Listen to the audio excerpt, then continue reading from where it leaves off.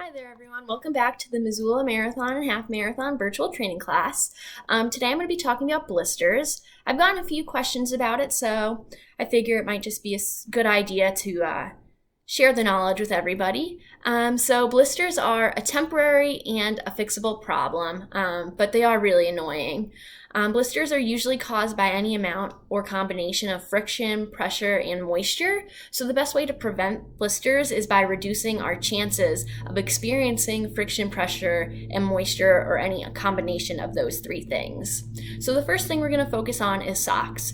And I know I've said it before, and I know you've heard it before, you need to avoid cotton. Cotton does not absorb moisture or sweat well. Cotton socks will absorb all of that moisture and sweat, and it will just sit there, and it will make you very uncomfortable, especially in a sensitive area like your feet or your toes. So you want to find socks that have synthetic materials in there that will help absorb any moisture like rain or sweat.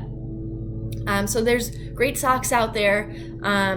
It's really worth the investment. They can be pricey, but all you need is a few good pairs to help fix your feet.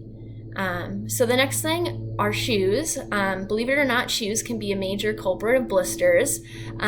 If you have poor fitting shoes, let's say your shoes are too big, your feet may be sliding back and forth or side to side, and that's going to cause increased friction and increase our chances of experiencing blisters. And then on the other end of the spectrum, if our shoes are too tight, you're going to have increased pressure on sensitive areas like your toes, your toe box, and your heels, which can also cause you some blisters. So you want to make sure you have shoes that fit you well. So if you're already suffering from blisters, it's important that you are treating your blisters like any other small and open wound. You want to make sure you're cleaning it frequently to avoid infection. You also might want to be using some antibacterial ointment to help promote the healing process. Blisters can become infected, so it's just important to kind of keep your eye on it and keep your eye on the healing process. If you have blisters and you're still running with them, it's important to bandage them up. Most runners and endurance athletes opt to use tape rather than bandages. Bandages, as I'm sure many of you know, don't really stick too well to areas that experience a lot of movement and moisture. And there's not really a wrong way to use tape. You just want to make sure you wrap it around your blister in your problem area rather than kind of like slapping it on like you would a Band-Aid. And you want to avoid making it too tight because that could be uncomfortable as well. There's plenty of types of tape at the drugstore, all different sizes and shapes.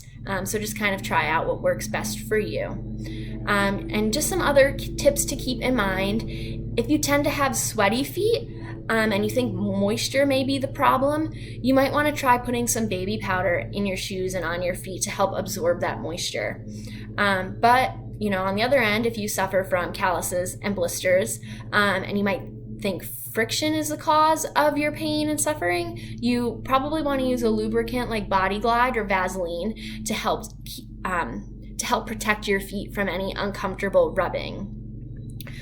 So blisters usually heal on their own, and most people can usually run with blisters, but sometimes they do get really painful and sometimes they take a long time to heal.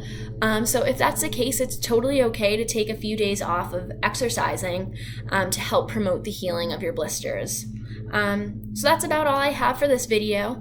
If you have any questions about blisters, please feel free to reach out to me and I'd be more than happy to help you. Thanks for watching this video.